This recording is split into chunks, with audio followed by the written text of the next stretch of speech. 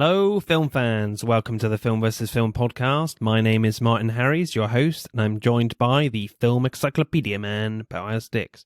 We are a couple of filmmakers on occasion, but mainly can't stop yapping about movies. On this podcast, every episode we pick a topic from a film that's coming out at the cinema or on VOD.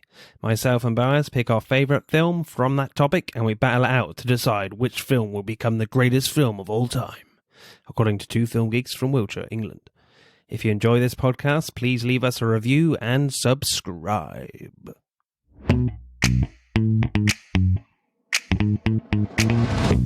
Hello, podsters. This week we are talking musicals, as the film In the Heights is coming out on cinemas in the UK and the US of A. We'll be having a look at musicals. As ever, I am joined by the encyclopedia man. That is Mr. Boaz Dix. How are you, sir? Yes, I'm good. Very good. Okay. Yeah, that sounded really creepy and kind of menacing. It's not the horror film one this week. Yeah. It is musicals. Yes. That's the only singing you'll get on this podcast from me. Not from me, though. Not from me. Let's do my pick first, I reckon. Wait, what's your pick? Rocket Man. Yeah. Burning out his fuel up. All right.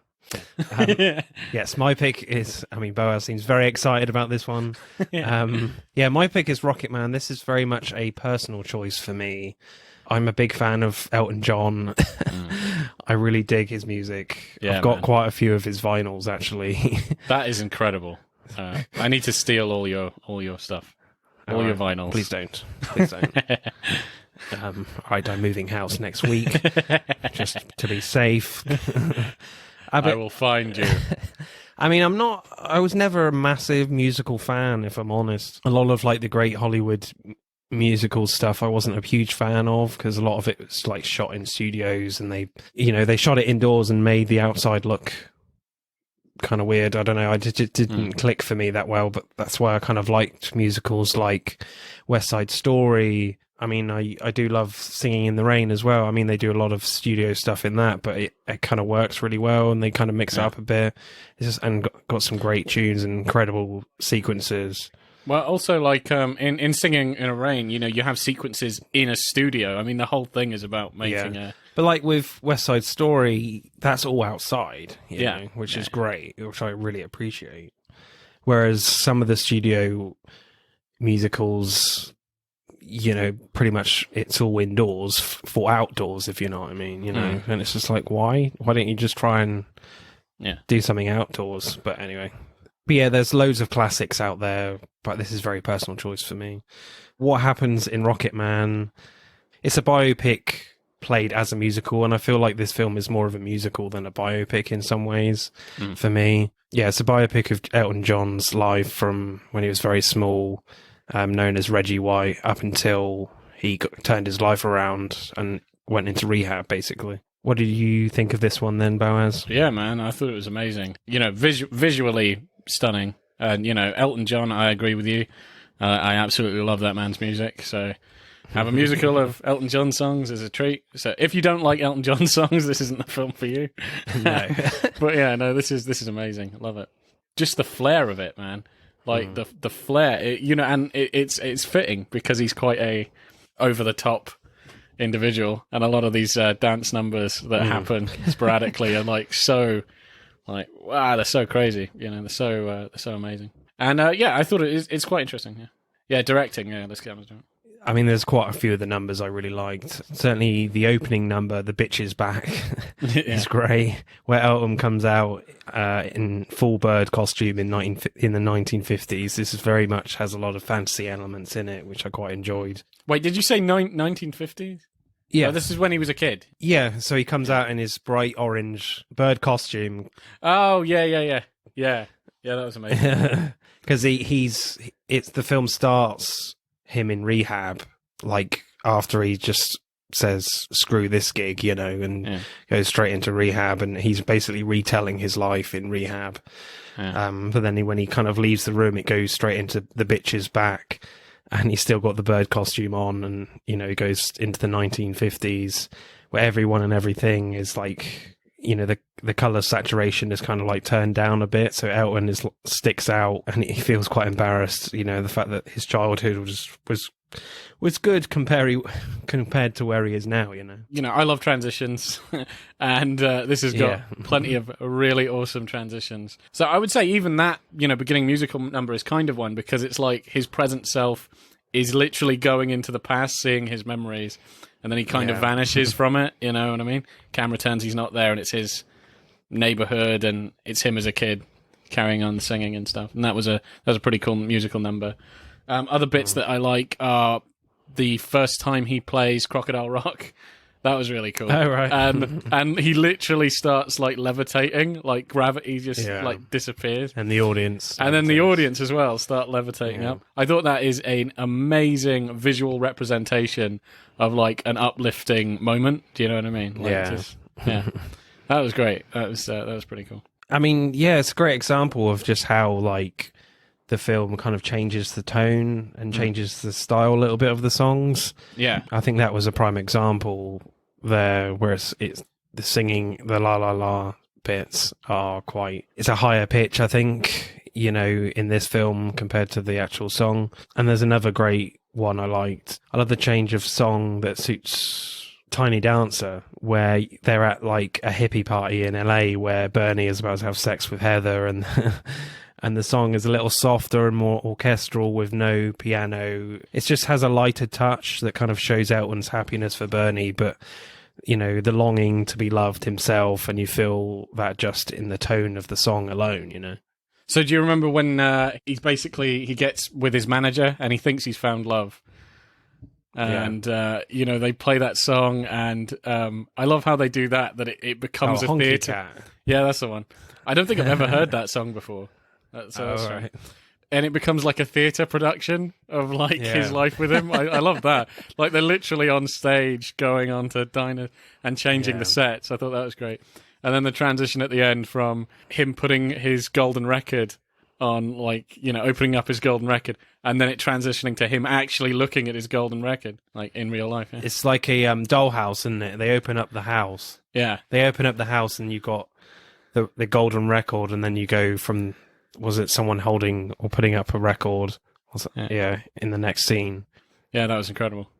Yeah, it was a great song because it's so extravagant. Loads of costume changes. There's a fancy car, drink, and there's a moment where he snorts cocaine.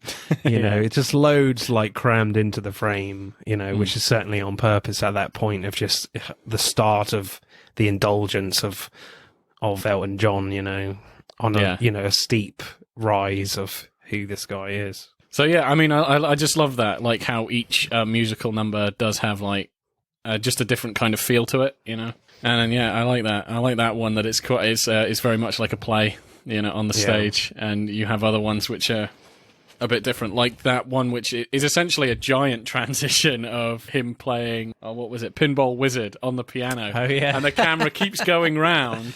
And there's a lot of lens flare and stuff, but it keeps going around. And it's him in a different costume doing it on a different day. And I love that. I thought that was incredible. It's like, it's him as Queen Victoria. Yeah. No, Queen Elizabeth. Yeah, it was Queen Elizabeth, yeah. Yeah. The first. Yeah. That's crazy. Yeah. And the title number, Rocket Man, is great. Where the ambulance crew, lift him up in the air in this like massive hangar with these huge windows with like a great reflective floor. That looks great. And I like the little fantasy touches they give this film, where after like Elton blows up like a firework and then moments later on the plane he's got smoke coming off him as he sits down. Yeah, like he literally did explode. Or like he's just come off stage or something. Yeah. Apparently it is true that Elton John had his stomach pumped less than 24 hours before he went on to do the Dodgers stadium gig. Holy crap. That's crazy. Well, I was going to say, like, one of my favorite shots actually in that whole sequence, that the title number, Rocket Man, it was amazingly done, because he tries to kill himself. He jumps in a swimming pool. Yeah. While everybody's looking, because nobody really cares about him. They're just being guests and like eating food and drinking. It's his bloody property, and nobody really cares about him. And and he tries to kill himself, jumps into the water. And I love as he's falling down. For my next trick, yeah, I'm going to kill myself. Well, he says, I'm going to fucking kill myself. Get it right, man. Yeah. All right.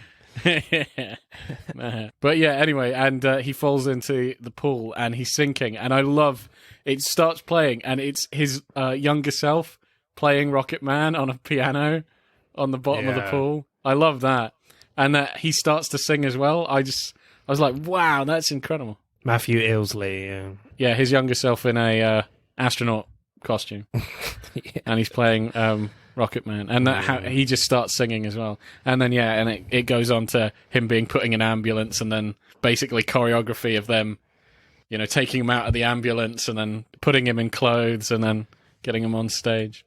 And then he fires off like a rocket. It was just, it's just an incredible sequence. Yeah, really well choreographed, with the singing and taking this mask off all in time. As you said, I really like that private moment he has as he's trying to kill himself in the swimming pool, as he's looking down at his younger self. That's quite an intimate little bit there of just like, what am I doing to myself, Yeah. And the little Elton John's just like, what are you doing, Yeah. Sort yourself out, man.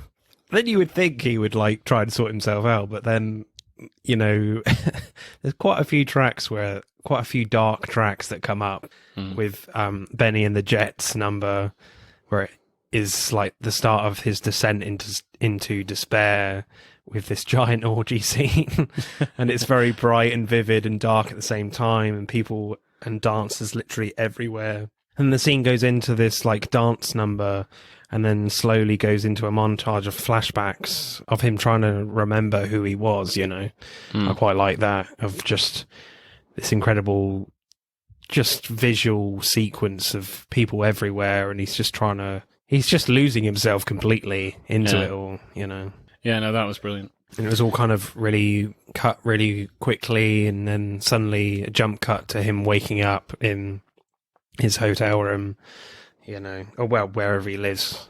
Oh, there's also this transition that is just in my memory where I think it's when he's beginning to despair and all that, and he has like his regular like big glasses on, and it transitions to him because it's framed as him telling his life story to the rehab guys, and it goes from his glasses to like his ridiculous star-shaped glasses and the do you remember that? Oh yeah. It's like it's like they morph into them, but it just looks like the same sort of the same scene. I thought that was pretty impressive. I thought that looked pretty cool. Have you got a favorite shot then? Favorite sequence? I would say my favorite like shot is him descending into the swimming pool and seeing his younger self. I think for me, that was pretty. So, what Rocket Man is your favorite track, or? Yeah, well, yeah, I think as a song is my favorite Elton John song, and then added to that the whole sequence is just incredible. It's really really incredible. So yeah, I would say that. And my favorite like singular shot of the film is still in that sequence, but it is him singing in the swimming pool with his younger self. I don't know, just thought that was amazing. Yeah, I think my favourite shot is actually that backlit moment in the start of Benny and the Jets, where he's got this big hat on with a feather in his hat, and he's got this massive coat on with like the piano, down his coat. It's all kind of backlit a little bit just before the song starts. It's just like really epic, and then it goes fucking nuts from there. But with naked people everywhere. But my favourite sequence is, I love the Saturday Night's All Right for Fighting song, where we transition from Kit Connor, the younger Elton John, to Taron Egerton. Oh yeah, that was really the whole good. sequence. It's almost done in one shot, but there is one cut there, which is a shame. But I like how they incorporate the Indian dance sequence in there, because I believe like Indians are like the best dancers in the world, to be honest. I've been to India, and I shot some documentaries of in schools, and the kids are just incredible dancers. It's amazing. So it'd be interesting to know what the affiliation is with India, with Elton John is there. In that sequence, Taron really had some lungs on him. I mean, brilliant performance there from him. But apparently Elton John said that some of the rock and roll songs he had to work on. And I love the fact that Elton John was so involved in this film that he actually gave Taron pointers of how to sing it better, you know. Oh, that's brilliant. I just love the fact that in this film, Elton was so involved. He was on set quite a few times. I think he's one of the executive producers as well, Elton. Because with other films, I don't want to shit on them too much, but like Bohemian Rhapsody, Queen were very protective of Freddie Mercury's legacy, which they had the right to do, but, you know, they've been trying to make that film for a long time, and was it Sacha Baron Cohen really wanted to make it properly, you know, like warts and all, like Elton John did in this film, but they was like, no, they didn't want to do it like that at all, which I feel is a shame. I mean, they're certainly very different films. I mean, have you seen Bohemian Rhapsody? Yeah, I have, yeah. Do you like that one? Or? Oh, yeah, I did. It doesn't take many, like, big risks, I think, you know, as you're probably saying. But yeah, I guess that's very much straight down the barrel of, you know, how they made the songs, and you know, with this it's very much a musical, and they use the songs to drive the narrative, which we'll get onto later. But I mean, there is one weird bit in this sequence with Saturday Night's Alright for Fighting, when like Reggie smashes one of the pub windows to get out of the pub. I'm just like, what a fucking little vandal. There's a door, just use the door. Rock stars don't use doors. But he's a kid at this point. So, directing score, Boaz, what are you going for? I'm going to give this a very high one, because really? Yes, okay. I know, because it was visually stunning, and I'm not going to shit on it because of that. But I'm going to give it like a 9.2. Wow, that's pretty high. Yeah, yeah, I thought it just looked amazing. Yeah, and had plenty of transitions. I'm a fucking lover of transitions. I love them so much, and yeah, all right, did not disappoint. On. Yeah, I thought again it's brilliantly directed, and how they construct all the songs and all the sequences is great. Yeah, that's really high. You don't have to go as high as me. It's not a competition, but that's how I feel. Yeah, I'll go like a 9 then, a solid 9. Screenplay then. Again, I like the opening line from Taron Egerton, who plays Elton John in this film, and where he says, "My name is Elton Hercules John. I'm an alcoholic, I'm a cocaine addict, and a sex addict, and a bulimic, and I'm also a shopaholic who has problems with weed, prescription drugs, and anger management." Yeah. And this film, you know, it's just not holding back at all, and it's just... So it's a laundry list of problems. Yeah, it's warts and all. This is, you know, you're not going to skip anything in this film. I just love that whole attitude and the introduction of this character and how this film is going to go from there on. Yeah, no, that was great. If you're a bit emotionally fragile, turn around. Do you know what I mean? This is going to be quite, full on. Yeah, and it is. And I've said a little bit about this already, but I love how the screenplay uses Elton John's songs to like inform the story, and not used, you know, when he wrote them, like the "I Want Love" sequence where all of his family as a young kid like sing in that sequence, because he wrote that in like 2001, well after this story is finished. But it works so well in this point in the film, because like his dad is so distant from him as a kid, you know. Yeah, I loved it how all of their family are you know, chiming in with the song, because it's like they all are not getting the kind of love that they really want. He's not getting the love from his father. His mother isn't getting the love that she needs from her, you know, husband, which is the same guy. The father doesn't really feel it, you know, in this family. He's like, you know. Yeah. And I just love how they're all kind of singing it. Like, they're just not happy with the love that they're receiving in this, you know, in the way this is. And it crumbles apart.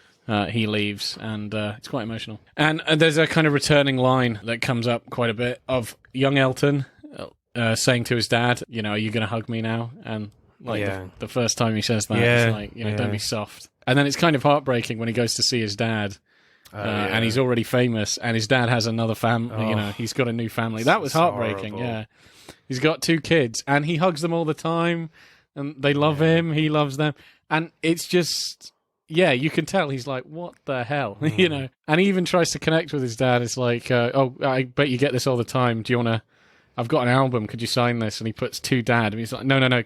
It's for my mate at work. Could you just scribble that out? Just to Arthur. Yeah, to Arthur. And you're like, holy crap, he just doesn't care about him. Yeah. He's just dying inside, and it's just, it's horrible. Yeah, it was really bad. And then at the end, he kind of, younger Elton, he's basically trying to make peace in his mind, with his doubts and demons, and like talking to his mother and what he would say to his mother and to his dad, and then to his younger self.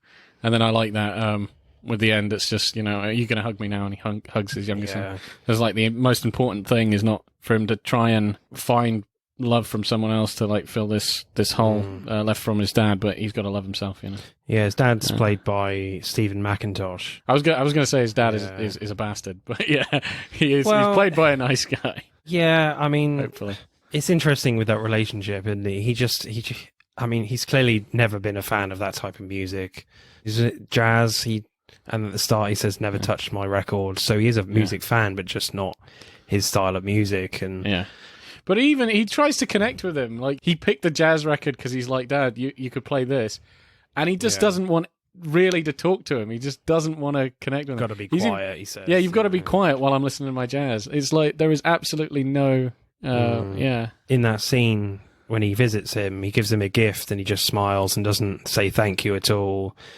Yeah, and as you said, he asked his friend to sign his record, and he's just dying inside. Yeah, because he offers him tickets. I think that's what he does. He says, I could get you a ticket. He's like, not really my sort of music. You're like, oh, fucking hell. And the things he says to Elton is just really heartbreaking when he says, they are really proud of you. The boys loved meeting a real life pop star, and then he starts crying back in the car, and then cut to he throws a chair in rehab, Yeah. It's quite a powerful scene there. But, I like that, that it begins with that story of his childhood and his issues with like love and his dad. And it kind of has a resolution to that. That's the end, wraps it up in a bow. I know that's not how life is, but thematically, that was good. That does feel fulfilling when you watch it. You go, okay, he solved this problem that came about from his childhood, and I like how they did that. I kind of liked this descent into loneliness is quite long and dark. I think there are more dark numbers than feel-good numbers, I think. Yeah. Just remembering it now. The film commits to Elton literally losing everyone before he learns to, gain self-respect and love himself, which is, as you said, brilliantly represented with Taron hugging Matthew Ilsley, the younger Reggie White.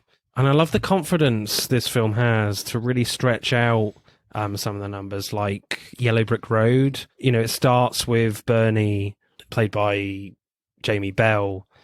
He starts singing the song, and then the scene continues with score of like Elton throwing up and John Reid talking on the phone to someone saying he's fine, he'll play the gig, even though he's basically he's just all over the place, Yeah.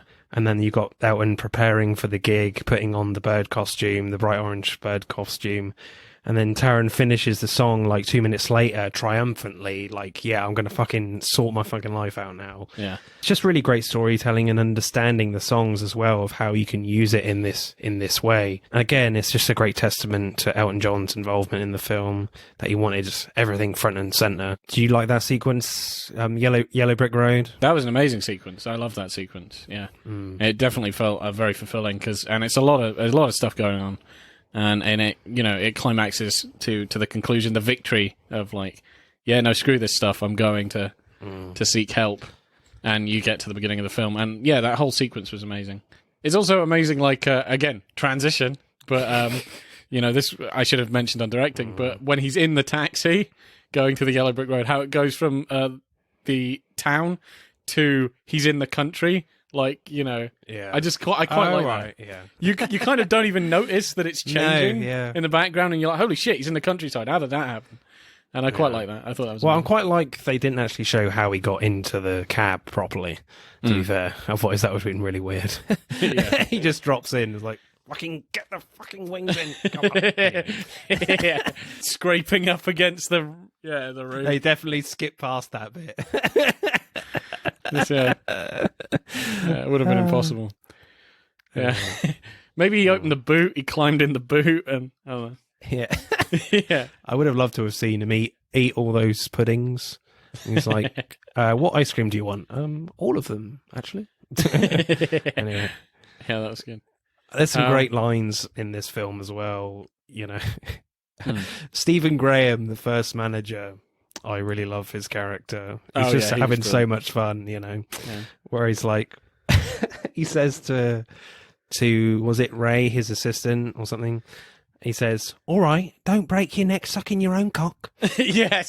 Yes, I remember that line. That was amazing. He was an amazing manager. He should have been kept. He's a lot rougher around the edges than like his second manager, but he's a nicer guy than the second guy, you know, because, you know, he was in a relationship with him. Yeah. Did you say he was played by Robert Reed or something?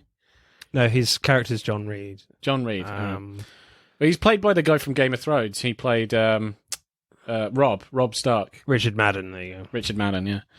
Yeah, because it's kind of strange. Like, his first manager is really... He doesn't mince his words. He kind of reminds me of, like, a mafia don or something. He's like a gangster. He's just really going for it, Stephen Graham. He's just, well, he's like the Craze or something. I wouldn't go that far. He didn't kill anyone. He's a long-lost Crane brother. No. Well, you never know. You don't know what he does on his weekends. Music on the weekdays. Some casual murder on the weekends. You know. But I love when you first see him because I thought that the guy he was talking to in the chair was the manager, but that's his assistant. Oh, yeah. And I love how he opens the door and he's just like, on his cigar. It's like, should I fucking make tea then? Should I make us a cup of tea then? And you think, like, he's like, and how the guy gets up and is all flustered. It's like, oh. Yeah, he very much reminds me of actually the director in this film, Dexter Fletcher. He talks like that, you know, thick East End accent. Oh, that is brilliant. You know, I didn't know that. That's good. You know, trans-fucking-Atlantic. Yeah. Yeah. But I love when he's even, like, playing songs for him, and he's so critical. It's like, shit, you know. It's like, what's this? Another one. What's this? He's like, I like it, you know. I'm interested in the 2% or whatever. Yeah. Good. Yeah, it was like 90% shit. I'm interested in the 2%. Yeah, Richard Madden, my God, his character, he was an asshole. You know, yeah. God, he was horrible. Just used him. Just the worst kind of man, yeah. It was basically flattery and enabling, but he was just a horrible man. Yeah. Just fucking pool boys. But... Yeah. But yeah, I loved Ray, like, banging on the toilet door where Elton is hiding, you know, just before the Crocodile Rock sequence in the Troubadour. And Ray says, "Now get out there and play, you little twat." You know, yeah. That was funny. And Elton is, like, in his dressing gown just before the Rocket Man sequence, and he's drinking indoors. Was it Bernie is with some girls and they go and get a drink, and he's just like, "Yeah, go and get a little drink, yeah." Yeah. Friend. You know, like that. "Yeah, go and get a little drink." Yeah. Anyway. Again, reminded me of Dexter Fletcher, the director. And what a great bit is when Elton comes out in his Queen Elizabeth costume and says, hello, Australia, good day. Shit, or New York, Swindon, or wherever the hell we are. If you don't like it, go home. Because they start booing. It's like, shut up. I don't care. I don't know where the hell I am. Yeah. I love the fact that he says Swindon, to be fair. He would play Swindon. Anyway. But my favourite line is when he's got another hat on with a feather in his hat, and he's sat with his mum and her boyfriend. His mum played by Bryce Dallas Howard, who almost looks unrecognisable. But he says to his mum, "Mum, I have fucked everything that moves." That's my favourite line. Yeah, that was a good one. And didn't he say, "I've taken every drug"? Yeah, I've taken every drug known to man. Yeah. Have you got a favourite line then? Maybe actually the "don't break your neck sucking your own cock." I'm gonna use that as my short list of insults. Yeah, that's a good I'm gonna try and keep it in my head. If somebody says something ridiculous, "Don't break your neck sucking your own cock." Yeah. I'll do it with the Cockney accent. I'll pull out a cigar. Yeah. So what score are you going with for screenplay? I don't know if I'll try and edge out the directing just above the screenplay. Okay. But, yeah. So I'm still going to make this quite high, but just not as high as the directing. So I'm just trying to think. I'll give it an 8.7. Yeah, I really like the screenplay. You know, the way they use the songs for the appropriate moment, for the correct narrative point in the film, I really liked. I mean, I guess in a way they have, you know, it's a biopic, so they're not reliant on trying to make up new stories or anything. It's all there for them. It's just trying to adapt the songs to make the story work, which they did incredibly well. Oh God, I'll go 8.8 then. So acting then. Yeah, acting brilliant. Taron Egerton is amazing. I love him. You reckon? Yeah, I really like Taron Egerton. The only thing I would say though, I mean, Taron Egerton is great. Got some great lungs on him for the songs. But I think he's too handsome for Elton John. Oh my God! Oh my God! I hope Elton John isn't going to hear this. He's going to kill you. Well, he would admit that himself. To be fair, Elton John is not a looker. You know. I mean, he even says like, "Oh, how does a fat guy from whoever with fat hands get to be a song and dance man?" Oh yeah, Taron is not fat. And I was like, you don't look like that at all. You don't look like that at all. Yeah, I do get that when he's talking about how weird he looks, or other people say how weird he looks in the script. It doesn't really, because even when he's balding, he's balding and he looks amazing. You're like, God, I would. So yeah, maybe you're right. Maybe he's too handsome. But yeah, other than that, Taron Egerton is amazing. I love the opening scene with Taron and Jamie Bell, who plays Bernie Taupin, and they're at the cafe, and he asks Taupin, have you heard of Streets of Laredo? And Taron's like, not really, and like scrunches up his face, but then starts singing the song, and they start singing it together. It's great. And then I like the moment where you think they finish, but then they suddenly go back straight into song, and it shows that, their great chemistry together. I thought that was a great opening sequence for those two. And then later, the looks they give each other, Elton and Bernie, whilst he's playing Your Song, just an incredible song there. It's the start of a very, tender friendship. And really this film is kind of a love story between these two mates, but not in that way, like Bernie says himself, Yeah, because he tries to go for a kiss, doesn't he? But Bernie's like, dude, I love you, but not like that. But yeah, no, they do love each other. And you could tell... even, when we were talking about the Yellow Brick Road song, because it's more like he comes to Elton and they're trying to rekindle their friendship. It's like, where the hell were you? Why did you disappear? He's like, I told you to just leave all this behind and you could have came with me. And and you just think, man, his life wasn't the same without, and they do have such great chemistry together. And you're like, yeah, man, his life tended to fall apart as Bernie kind of left it. So, Yeah, it's just a great way in the script of Elton just going further and further into this hole of despair in the music and not in the music, but just in the drugs and the women, the food, the sex, everything. And he just doesn't want to listen to anyone, even his closest friend whom he loves a lot, in Bernie, until he literally nearly kills himself. And then even then, he's just like, I still don't want to hear anyone. I just want to listen to myself. But yeah, Taron does that. He portrays that really, really good, I think. And then until that moment when he meets Bernie again, it was kind of the turning point for him. Great friendship they have, and brilliantly represented in this film. And certainly those looks during Your Song, just brilliantly directed in that moment. You can tell there's a great chemistry there between the two. Again, we've talked a little bit about Stephen Graham's performance, who plays Dick James, his first manager. One line I didn't say, it was, put on a great fucking show and just don't kill yourself with drugs. And he didn't listen to his advice. No. God, he nearly does. He nearly did. I like the moment as well where Elton says to his mum on the phone that he's gay, and Bryce Dallas Howard, who plays his mum, is brilliant. She's a tiny bit shocked in that moment, but in the beginning, as if she's thinking, I hope it doesn't get out, and go public, but says, yeah, I know, she's just really spiteful, and says, I just hope you realise you've chosen a life of being alone forever. You'll never be loved properly, and she's kind of feeling sorry for him in a way, and Taron is brilliant in that moment as well. You know, when he's in the phone box, the phone box, yeah.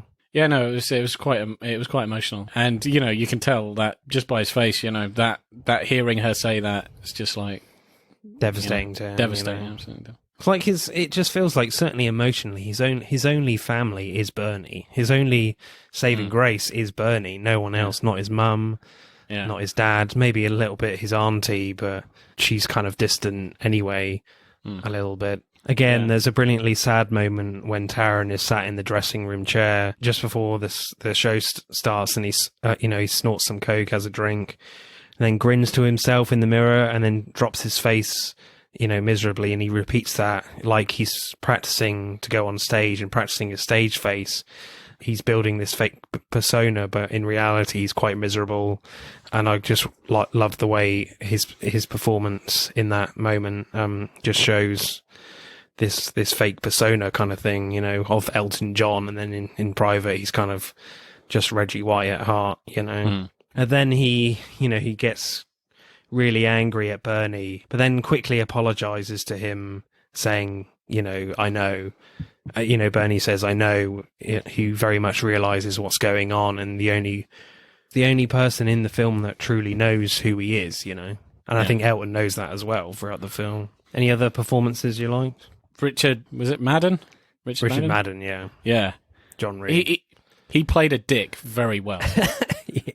Very gold. Just a complete slimy, just weaselly asshole. He's just Corporate pretending to be dude. nice. Yeah. And I love how he can transition that pretty quickly. Like, he can pretend to be nice when he wants to be, and then just be an absolute tosser. Like, basically in the same scene. Like, Yeah. Or even, like, being a tosser right to him, and then somebody comes in and he's like, I'm a cool guy. He did that well. Because when he first shows up at the end of Tiny Dancer at the hippie party in LA, he seems like quite a nice guy. Yeah. Just suckers him in, It's not just that he's nice. You think that he kind of loves Elton just immediately, like the way he's looking at him, the way he's kind of flattering him and stuff. And yeah, you're like, oh my god, And the way he just, after he interrupts the duet with Kiki D, he just comes in and just walks into the back room and doesn't say anything. Lets Elton just get rid of everyone. Yeah. Just his presence in there, just like, yep, I'm going in there now. Yeah. Have a quick snog. More than a snog.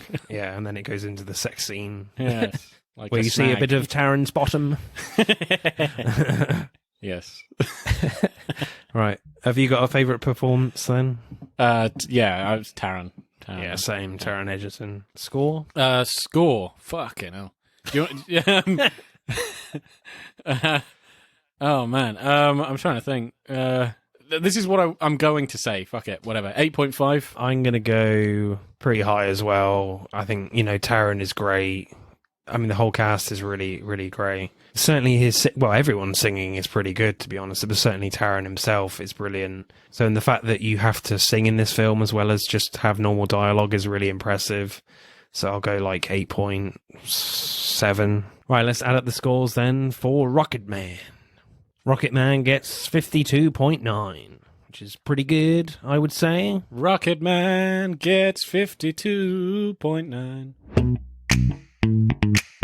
So, Boaz, Mr. Encyclopedia Man, what is your film for musicals? Mine is The Greatest Showman. Yes. Okay. Yeah. Hopefully, the only singing we get from Boaz. Don't count on it. I'm going to sing every 10 minutes now that you said that. I'm going to sing all of the songs from this musical. So, why did you pick The Greatest Showman? Because it's amazing. That's why. Any others in contention, or? I've seen some pretty damn good musicals. Oh, bloody hell. I Jesus Christ Superstar. Call Me a Little Old Fashioned. I love that musical just so much. So what happens in The Greatest Showman? So it is a retelling, well, it's a telling of the man who invented the circus, P.T. Barnum, and his life prior to, during, and after his success with the circus. And so it's pretty good. It's a biopic of P.T. Barnum. I would say fairly loosely based. Yes, fairly loosely Possibly. based. Yeah, yeah. I kind of I haven't like delved into the one-to-one comparisons for it, which I will, but it definitely does seem like none of this happened. Probably none of this happened. All right. But it's interesting nonetheless. I do hope the bar sequence happened, the bar number, but Yeah. because that was probably my favorite. But Yeah, that was good. That was quite uplifting. That was like, yeah. that moment was great. So directing then, I love the moment, the opening number where Hugh Jackman is like all backlit and there's beams of light coming through like a load of people on stands, on seating, and it's hiding its identity until the song really opens up. And you wanna know anyway. Yeah. And I remember like on a trip to Laos, I did a documentary up there with a load of teachers, and there was a talent show night, and the team leaders, like all three of them all lined up, and they were doing like the opening bit, like all backlit. Like they had these big the Asian hats yeah. on and the cane. Yeah, it was funny.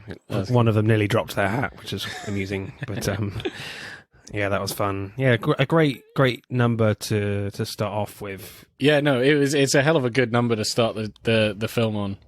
Just amazing, feel good, just like pumps your blood, and and it just goes straight into it as well. There's like fucking tigers and trapeze and everything, and it's going off, and you're like, holy hell, you don't even know what's going on, in this film. And then I love it directing wise how that all turns out to be. It's almost like a fantasy of the younger him, because as the song keeps going, it's like more of the instruments like disappear, and his singing becomes a lot more kind of quiet. He's almost talking it, and there's nobody in the stands, and there's nobody on the stage with him. And then the camera turns, and I love that. Again, transitions, man. Like these two films, it's a transition train that we're on. It's just so many transitions. This is great. Transition heaven. Transition heaven, yeah. And I just love how the camera turns from him just on his own, as in the costume, and it turns and it's him, looking at. Do you know what I mean? In the shop window, his younger self. Yeah, his younger self looking at the top hat and the cane and the costume in a shop window, and I just love that, how it goes around, and it's like that's where he was. Yeah, because structurally this film is fairly similar, where he's kind of looking back on his life from that moment. They don't go back like they do in Rocketman in like the rehab bit. But yeah, I kind of like that structure really, which is quite popular these days. Yeah. I like the Million Dreams number where you go from young Barnum to adult Barnum, played by Hugh Jackman, and Mrs. Barnum, played by Michelle Williams. The pace is like really fast and quite sweeping. I like the little dance number they have, under the steam trains. It looks really beautiful. And then on the roof with all the on top of the roof with all the linen going everywhere and kind of in sync with the number and the dance. Yeah. Apart from when Mrs. Barnum, I thought, was going to commit suicide and just run off the side. Like, what the hell are you doing? Stop! And then Mr. Barnum catches her. I was like, oh, thank God. I was like, have I missed something? She never liked him at all. He kidnapped her. This was all an elaborate. Well, she just didn't realise where the edge of the roof was. Yes. Anyway, I just found that a bit odd. I was like, whoa, steady on. Man. And I love the, again, transition at the end of that dance number where they grab each other and do a little spin around. And then when the spin is finished, it's like she's pregnant, and it's like, it's almost like, oh yeah, this is a couple of years later. And I like that. I thought that was really cool. I really like the callback to that dance number on the roof, actually, with all the linen later on in the film, where he's all infatuated with Jenny Lynn and going on tour with her, and the paper has revealed them kissing, and she does a dance number in her home, and like you see, it's because it's from all the outside, and the curtains are as if they're the linen before, earlier in the film. Well, no, he's dancing with her, I think. Yeah, and then he fades away in the curtain as if it was linen, from the start, which I quite like that. Yeah, no, that was brilliant. Because they're basically doing the same dance number as they were on the roof together in the house with the curtains instead of the linen, and then I love how he vanishes, and I just that was amazing. Brilliantly done. Yeah. There was some just amazing like visual camera work, and just like the uses of CGI and visuals like that are just really good. Yeah, I like the shot where Mr. Barnum says to the theatre critic he liked the word he used to describe his show, Yeah, and that has a nice ring to it. And then the camera pulls back as Hugh Jackman walks past the camera to reveal like P.T. Barnum's circus. Yeah, that was quite a nice touch. I quite like that as the camera pulls back and Barnum walks past the camera. That's really a nice touch there. Yeah, I liked Rewrite the Stars number with Zac Efron. Yeah, that was amazing. Zendaya. Where they're both like swinging around the building, and the camera can be a lot closer on the actors. I definitely prefer the two-handed numbers because they feel more personal and more cinematic. And it's quite sad at times at the end of the song where it's literally just Zendaya singing, and that's it. She just sings, we're bound to break and my hands are tied. And then she just walks off in silence. I quite like Zac Efron and Zendaya's relationship in the film. It's very simple, nothing special to it at all. But I just think, there's something about Zendaya is very watchable. She's a movie star, she's brilliant to watch on screen. Yeah, just that whole sequence where the camera can be really closest to them as they're swinging around. Yeah, it's just a great visual there where the background's going really fast. It just felt big, Yeah. Compared to the other numbers, some of them feel a bit stagey, where you can't do that much with the camera other than stick a wide lens on, and you're kind of just trying to fit them all in and do some sort of movement to make the number feel good. You can't be as experimental. Yeah, I think you're right that is the most like ambitious and more exciting number, and it's just the two of them. Like there are a lot more like I suppose technically impressive numbers, and with more visual effects. But that was quite cool because of as you say, the verticality of the camera work, how personal it was, just how big and wide it was. Yeah, I kind of agree with that. I think my favourite scene is The Other Side with Burnham and Zac Efron in the bar. Yeah, I think that's my favourite song in the whole thing. They really make the camera work in this number with a lot of quick, fast tracking shots, utilising the whole space for the number. And that bartender is amazing at his job. He's amazing at his job. Yeah, just really quick, and you can hardly see what he looks like. I know. He's just like cleans up ridiculously quick. Yeah, but he's like so involved in the choreography. I thought he was amazing. And it's certainly a sequence that works for film. It's brilliantly done, and I love the shot where the camera starts from a bird's eye view of the two of them, and they slide over shots to each other, and then the camera sweeps down, revealing that they're now in the circus. Yeah, that's a great transition there. Yeah, that was a brilliant. That's probably my favourite shot. Yeah, because they're still in the room, and then it's like, boom, that's the circus, and then boom, it's back. It's the circus. Yeah, that was good. That was good. It was like bar floor to circus. That was quite clever.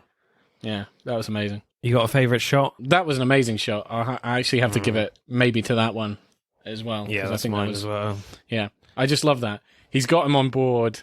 They're having the celebrating song, and then the camera basically, boom, up, and they're in the circus. And that was just amazing. Certainly, The Other Side is my favourite number in the film, but it's not necessarily my favourite song. We'll talk about that in a minute. So, score for directing, I will go... I mean, it's really well done. I think what I must mention as well in this film is that this film took 12 years to make. Oh, wow. In development, because every studio were not... Most studios were like, nah, I'm not funding an original musical. It's far too risky based on no IP or anything. So props to that they kept at it, and it's obviously a big hit at the time. I'll go like 8.5, I think. How about you, sir? I'll go a 9. 9? Yeah. All right. Bloody hell. Yep. Why so high? Because I like it. Okay. Yeah. Screenplay then. I think, unfortunately, this is where the film isn't great, I don't think. It's the screenplay. It's very predictable. I think you're kind of right. The music and the direction, just how good this film looks. are kind of why I would keep watching this film. And the script is pretty by the numbers. Yeah, it's just a kind of classic rise and fall tale. The script certainly doesn't take many risks like Rocketman does. No, definitely not. As you said, it's very by the books and incredibly predictable. Yeah. Barnum comes from nothing, builds up to create this amazing circus. Yeah, forgets about everything but the Fae. Loses it, and then reunites with everybody. They have a happy song, and then he goes to see his family because family's very important.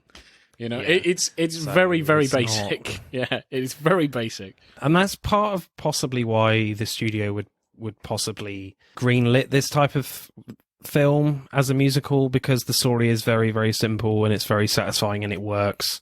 We've seen this kind of story millions of times and it makes money. So I get that. But I would have preferred a few more surprises for me. And also it's not very quotable at all. I've only written down like one line which I quite liked, where he meets the little man for the first time and he says to him, "What are you looking at, Flip Doodle?" That's the only line I've got, really. Yeah. So I have one, just by far favourite line in the film. I think there are some quotable lines, perhaps not as much as Rocketman and not as witty, but there are some quotable lines. I do like P.T. Barnum's energy of just how he talks to people. He's almost like a swindler, but he's very happy, and you know what I mean? You can kind of almost buy this shit, and I think that's great. But I think I'll just go by my favourite line, and then I'll try to think of any kind of good lines that I can quote. But my favourite line is when they go to see the Queen. Okay. And she says about the short man, which I will have to say that in many scenes, he doesn't look right. I don't think he's really short. Oh, really? I don't know. Some scenes I'm not sure if his proportions are right. But anyway, and she says, "Oh my goodness, I didn't know you were this short," or whatever. And he says something like, "Well, you can't exactly reach the top shelf yourself, ma'am," or something like that. Oh yeah, yeah. I love that. I thought that was a really good line. And everyone's like, "What the hell did you say to the Queen?" She laughed. I think my favourite song in this is "This Is Me." Yeah, that's a good one. Where Letty, played by Keela Settle, sings it. Yeah, the bearded. Definitely my favourite song. But I think just used wrong for me, because it starts with Letty being upset with Burnham, shutting her out from the party, this very middle class, upper class party. And, they start the song by walking through the party past them and then past all the protesters, and they finish on stage, where I feel like they used the song wrong and they should have done the whole song at the party saying, "No, you're not going to shut me out. We are as good as you guys. We are as good as Jenny Lind." Plus, it wouldn't feel as stagey at the end for me. I think you could have been a bit more creative with the camera at the party, focusing on some of the other characters that don't get enough screen time, rather than just have them all in one wide shot at the end. Do you know what I mean? I kind of see what you mean. Because I'm like, well, they're just being told what to do by Barnum to just go and do the show. Yeah, but I'm like, no. I'm just like, hang on. Yeah. What? You're just contradicting what the song is all about. It bothered me that bit. Okay. I do kind of actually see what you mean, yeah. He's just treating them as the work, and they're like, we're not the work, but then they're going to the show and doing their work, Yeah. Why can't you just show all these, bureaucratic, high-class people, how good you are? Yeah. In that room, in the moment. Another show can come along, Yeah. It just... I will say, I do like... it's frustrating. Yeah. I do like the shot, though, because they continue the song in the circus, under the lights of the circus.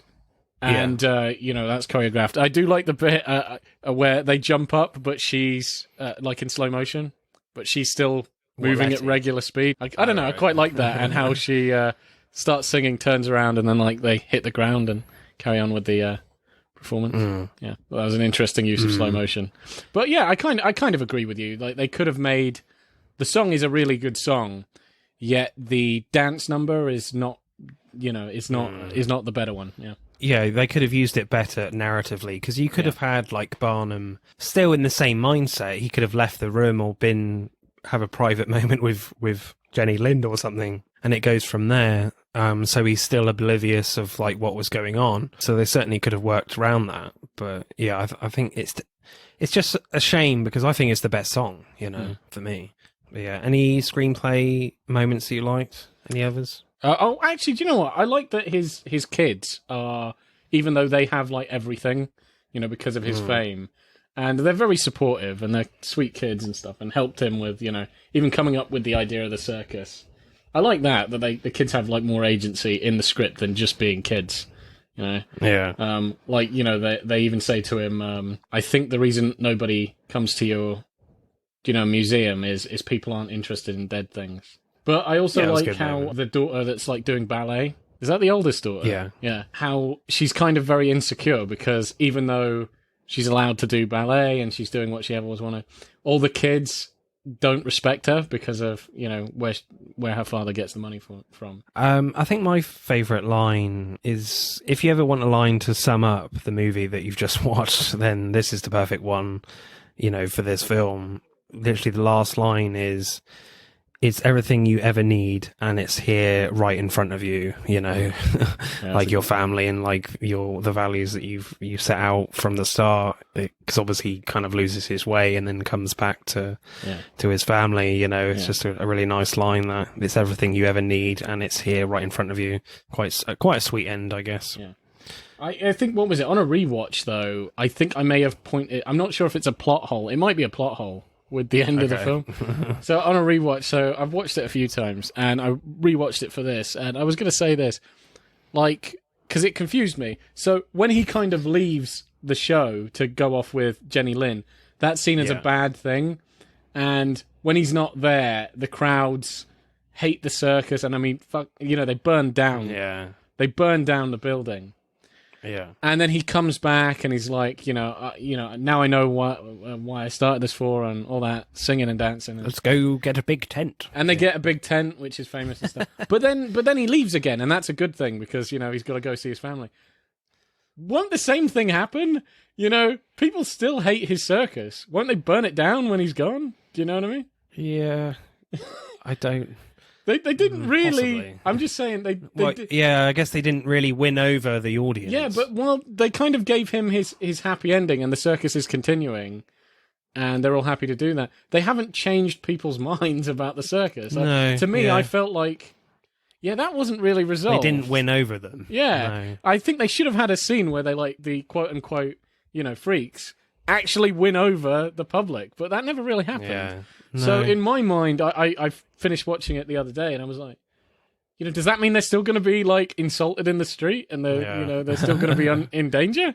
I was like, man, that's maybe they have a lot of spare tents. Yeah.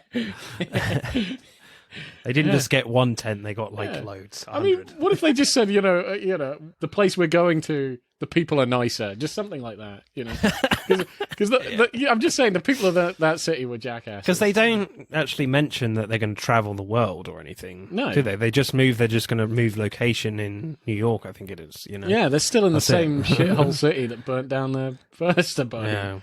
Yeah, even maybe it would have been anti-historical, but it's like, if you're in for a penny, in for a pound, I would have just said, just leave this place. As far as I'm concerned, they've established this place is nasty, Yeah. So score for me, I think, as we've said, it doesn't take any risks. It's incredibly predictable. Yeah. There aren't that many memorable lines. There are many memorable songs, though. But yeah, the songs are really good. Really, really good. I would say, for me, the direction and the songs are why I'm watching this movie, not necessarily the plot. But yeah, I agree with you. Yeah, definitely. Yeah. So I'm going to go like 7.8, I think. Yeah, I think that's quite fair. How about you, sir? I'll go 7.5. I'm going to be quite. Okay. I'm going to be quite modest. Yeah. All right. I'll let you have the high one. But I actually agree. Actually, I'll do 7.8 like you. Actually. Oh, okay. Yeah. Scribble out again. Scribble out. Like, seriously, I cost you so much paper. Acting. I mean, I really like the moment when Barnum sees his daughter Caroline being bullied after a show by her fellow ballerinas, and the look on Hugh Jackman's face is quite heartbreaking. Yeah. Because prior to that moment in the film, it's all very joyful and happy, as you said. You know, his performance is really like uplifting, and nothing emotionally has gone wrong until that point. And it's quite a powerful look that I felt it, you know, in the feels in that point. Yeah. Like, oh shit. I think there are several looks his that daughter's being bullied. Yeah. I think Hugh Jackman has mastered that look, whatever that look is. He does it a few times through the film where it's just kind of you feel like he's thinking. You kind of feel him reminiscing in his mind. And you can tell him seeing that's like, I can't believe that's happening to my daughter. That's the sort of shit I tried to escape, you know? It's like, you start to remember, like, when he was a kid. I mean, you've already seen it, but it's just that look. You know, they don't have to do any flashbacks or nods to it. You know there's something quite wrong. Yeah. And, I quite like that. I also liked how he gave a sort of similar look when it was more of disappointment where when he was poor. You right? All right, yeah. Fine. So, I thought you meant a different look where I didn't like. I was like, oh, no. But I mean, the same kind of one where it's like when he was poor and it was her birthday and he had completely forgot and he's been fired. Like, this is a terrible low point and he's still quite happy. Yeah. And he makes this wish machine for them. Oh, yeah. And, that's lovely. and she says, what do you wish for? I wish for ballet slippers. And you can tell he's trying to be happy, but he looks like, oh, Jesus Christ. It's just this, like, very brief of, like, I have failed. I'm a failure. But he still tries to be happy, and I quite like that. You know, you don't even have to say anything. You can just see it from his face, what he's thinking. Yeah. I like the number Never Enough from Rebecca Ferguson, who plays Jenny Lind, where you see in the crowd, like, the relationship kind of start to kindle between Zac Efron and Zendaya develop, you know, kind of a little bit of electricity there with them in their acting, and when they start holding hands, and then Zac notices someone looking at them, and then... Well, it's his dad looks at him, so that's why he does that. Yeah. Because he's still worried about the inheritance. He pretends he's not, but he's still quite superficial. And then Zendaya walks away. She's quite good in that moment.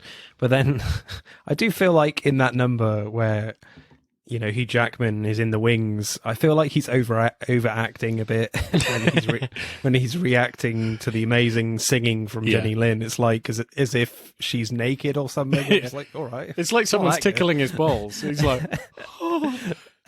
You know. Yeah, it's a bit much. It's a bit much on his face. Yeah, it's a bit over the top. But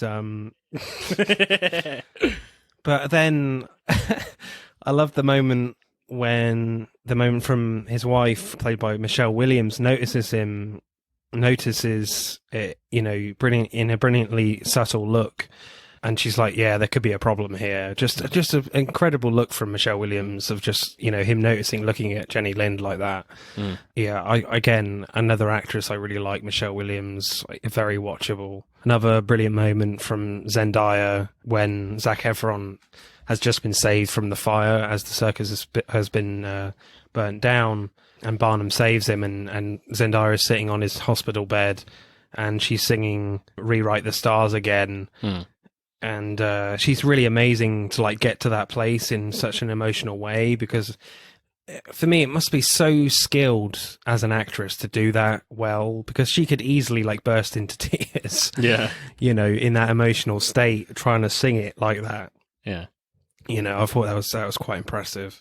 Any other acting moments for you? Well, I suppose Zac Efron with his parents, where, you know, they're like, you know, oh yeah, with the help. I mean, Zac Efron is fine. You know, I'm not a massive fan of Zac Efron, but I mean, the number he did with Hugh Jackman, The Other Side, I think, is really great. And with Zendaya, with Rewrite the Stars. Yeah, Zendaya is brilliant. I think it's a toss-up for me between Zendaya and Michelle Williams for my favourite performance. Okay, cool. Yeah, no, she did a really good job. Go Zendaya, actually, because I don't think Michelle Williams is in it as much as her. Yeah, I'm going to go Zendaya. What about you? I'm going to go Hugh Jackman. Okay, yeah. I'm just going to pick... I like Hugh Jackman. I'm not knocking him at all. It's just, I feel he's going for it a bit too much, I think. I do like subtlety, but acting score for me, you know, they all do a pretty good job. Also, I kind of would have liked to have seen a bit more from Keela Settle, who plays Letty. I thought she was great. I wanted more from her. Yeah, no, I agree with that. Maybe another number from her, to be honest. Because it's not a long film at all.